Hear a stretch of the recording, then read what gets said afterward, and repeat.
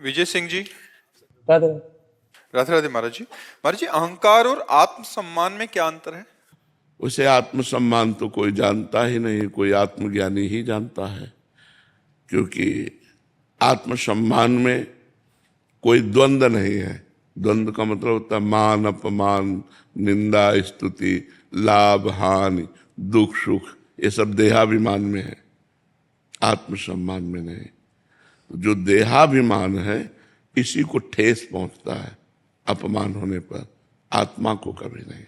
जिसे आत्मसम्मान का तात्पर्य होता है संपूर्ण विश्व को अपनी आत्मा के रूप में देखना, ये आत्मसम्मान है। संपूर्ण विश्व को अपनी आत्मा के रूप में देखना। जैसे हमारे को एक थप्पड़ मार दे, हमको बिल्कुल बुरा ना लगे, ये आत्मसम्मान है। समझ पाएगा कोई आत्मसम्मान को? जैसे हमारी जबान दांतों से दब जाए, हम किसको बुरा कहेंगे? हमारी किसी चेष्टा से हमारे शरीर में चोट लग जाए, अब हम किसको बुरा कहेंगे? ऐसे आत्मसम्मान को जो जानता है वो ये आत्मसम्मान है। चराचर विश्व को अपनी आत्मा के रूप में देखना और मान अपमान, दुख सुख, लाभ हानि, निंदा स्तुति, ये देहाभिमान में प्रभाव डालती है। हमारा सम्मान किया तो हर्षित हो गए, अपमान किया तो शोकित हो गए।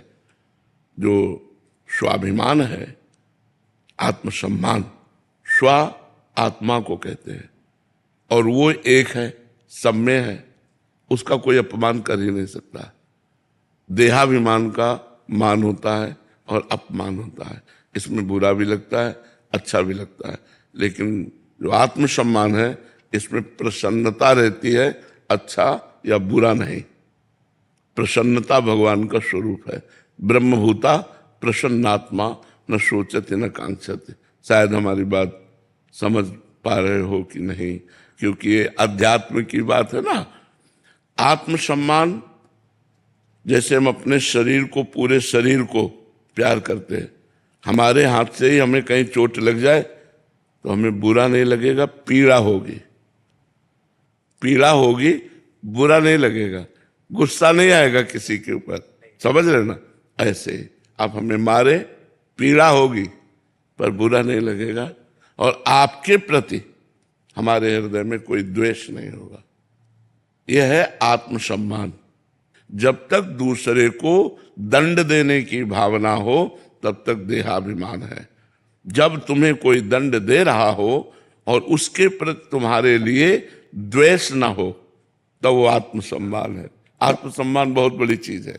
आपने आत्मा का सम्मान किया, आपने देह का नहीं, आत्मा। तो जो तुम्हारी आत्मा वही उसकी आत्मा है। समझ पा रहे हो आप हमारी बात? मनीषा जी। श्री हरिवंश महाराज जी।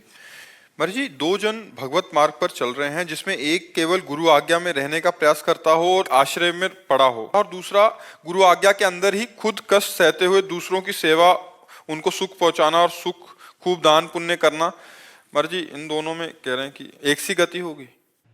गुरु आश्रय लेकर के मैं दान कर रहा हूं, मैं पुण्य कर रहा हूं, मैं साधना कर रहा हूं, मैं तीर्थ यातन कर रहा हूं, ये बहुत नीचे की बात है, ये प्रारंभिक बात है।